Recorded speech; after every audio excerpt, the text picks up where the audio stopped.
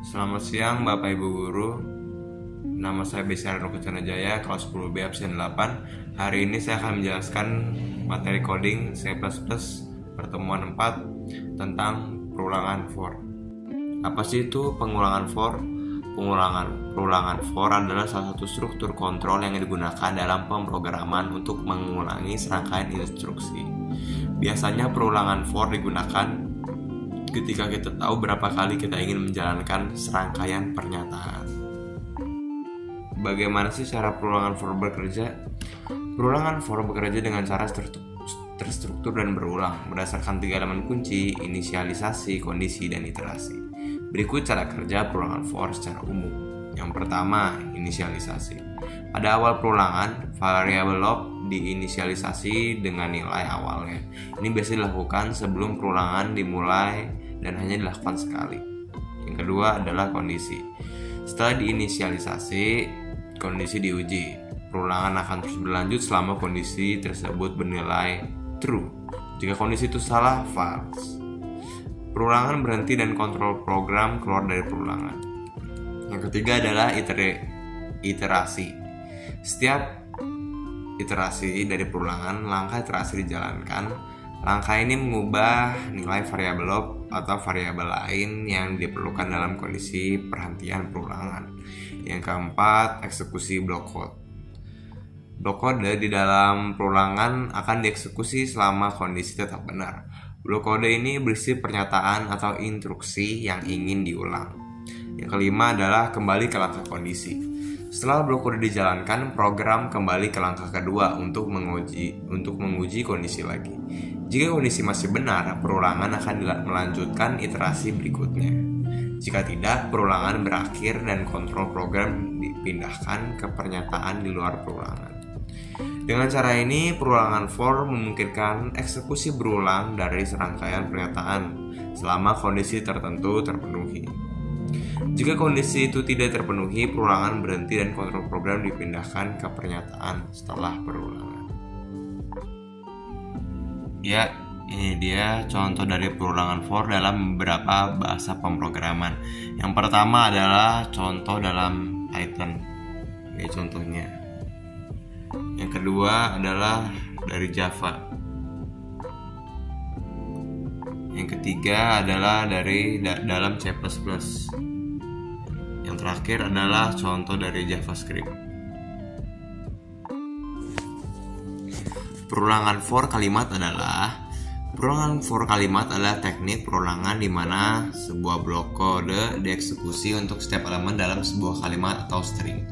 Dalam banyak bahasa pemrograman, Anda dapat menggunakan perulangan for untuk mengakses setiap karakter dalam sebuah kalimat dan melakukan operasi yang diinginkan. Ini salah satu contohnya waktu saya buat tugas. Waktu itu ini saya buatnya di HP.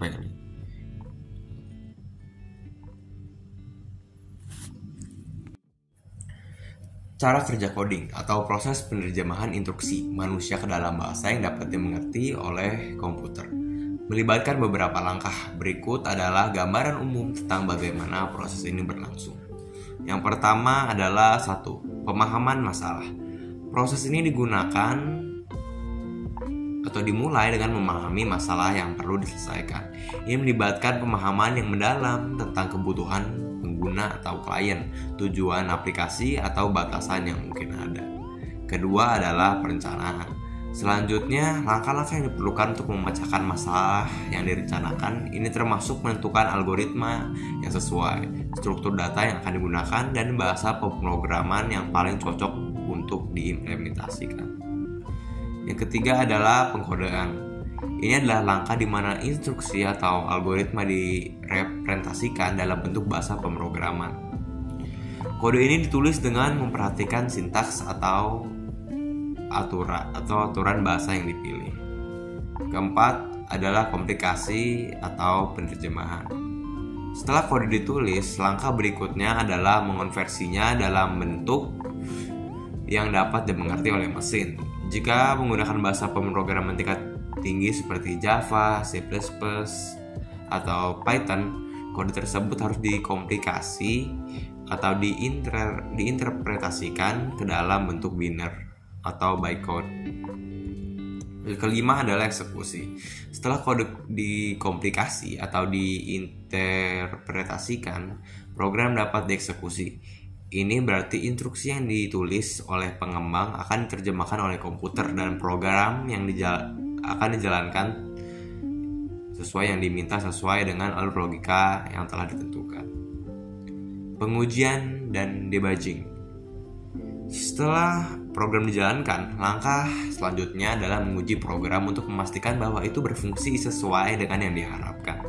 Jika ada kesalahan atau bug, mereka ditemukan dan diperbaiki melalui proses debugging.